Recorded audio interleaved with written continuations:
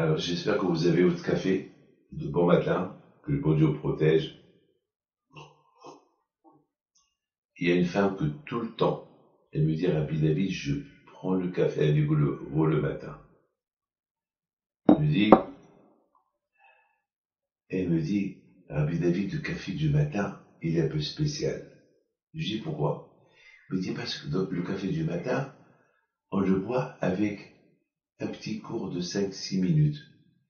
Et on apprend des choses. Et ça nous donne de la force pour la journée. Mes amis, aujourd'hui, je voudrais simplement vous raconter une très belle histoire qui est arrivée cette semaine. Cette semaine, je suis parti, je devais aller visiter mon frère, et de là-bas, je devais aller à la yeshiva, donner un cours de Torah, et j'avais un programme.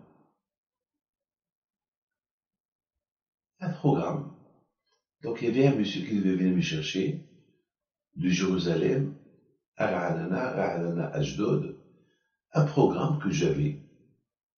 Donc,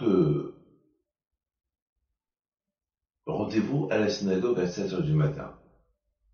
Je vois 7h30, le monsieur n'est pas venu.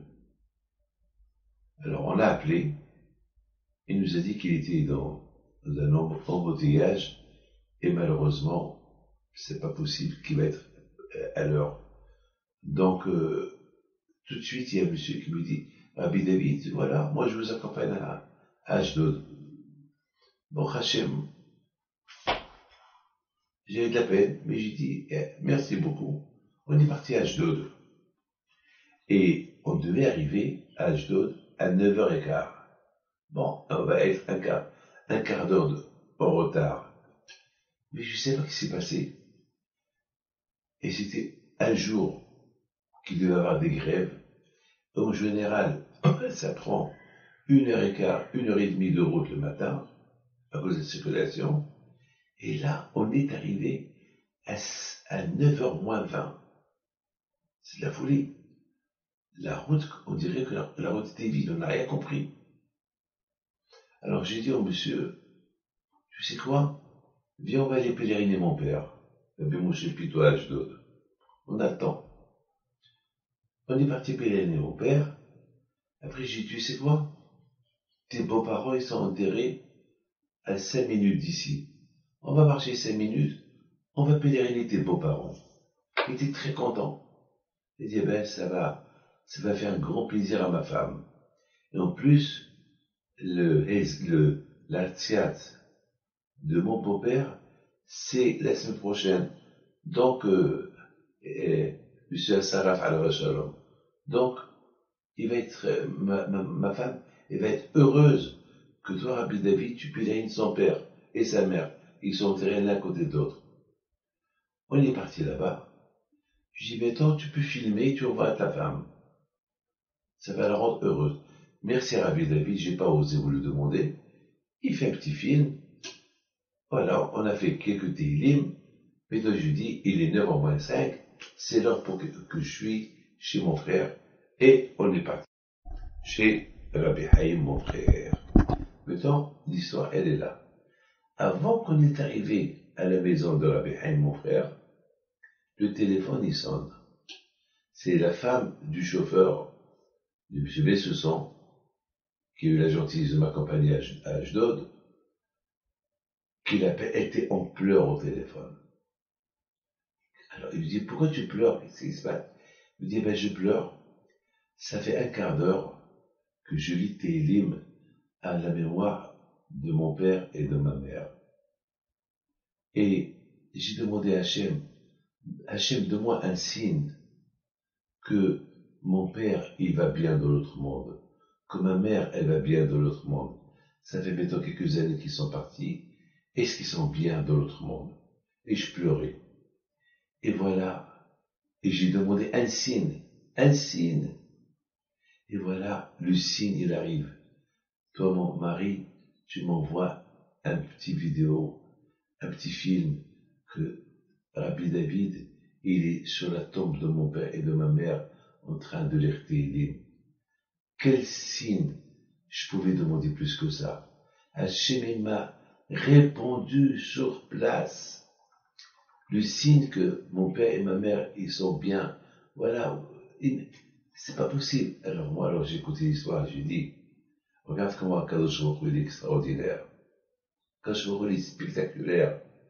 Akadosh Baruch Hu, il sait que cette femme-là, Hachim, il a fait que, au lieu que je me réveille à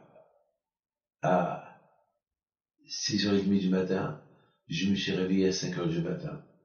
Au lieu, c'est M. Obadia qui m'accompagne à Ashdod. Hachim, il a fait que c'est pas lui, c'est M. Bessusson qui m'accompagne à Ashdod. Et au lieu qu'on fait 1h30 de route, on a fait presque 3/4 d'heure. Et tout ça pourquoi? Pour qu'on arrive à 9h moins quart à Ashdod, et te donne que j'ai rendez-vous à 9h. Donc j'avais 1/4 d'heure devant moi, le temps d'aller pèleriner mon père, et le temps d'aller pèleriner monsieur et madame Asseraf, les beaux-parents de monsieur Bensoussan. Pourquoi? Parce qu'il y a une femme qui est en train de lire Télim, elle pleure, elle veut un signe de Akadosh Baruch Hu, que son père et sa mère, ils sont bien dans l'autre monde. Tout cela, regardez le Hesed de Akadosh Baruch Hu. Akadosh Baruch Hu, le programme à lui, il le programme des heures à l'avance. Des heures à l'avance. Hachim, il a déjà, moi j'ai fait mon programme. Comment je vais rencontrer mon frère Behaim à 9h, et Akadosh Baruch Hu, il a fait un programme qui est le sien. Comment je vais arriver à pèleriner des parents que j'ai même pas pensé à eux, et j'avais même pas pensé à mon père, et il m'a changé mon programme à moi.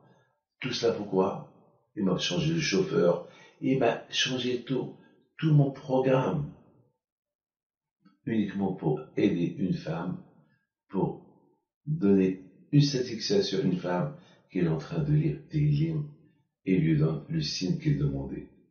Mes amis, lorsque on décide à être indépendant, alors notre vie, elle est indépendante. Mais lorsqu'on cherche à être uniquement attaché à Akadosh Baruch Hu, alors Akadosh Baruch Hu, il nous met notre programme à jour. Et lorsque notre programme il est à jour, il est le meilleur. Alors, et moi j'étais content, et Rabbi Himofri était content, et celui qui m'accompagnait, il est content, et celui qui devait m'accompagner, l'origine, M. Obadia, je l'ai rencontré à Ashdod, et avec lui je suis retourné à Ra'anana. Lui aussi était content, et la femme de M. Bessoussan était content, et tout le monde était content dans cette affaire. Que Hachem vous protège, Amen, Karatzon.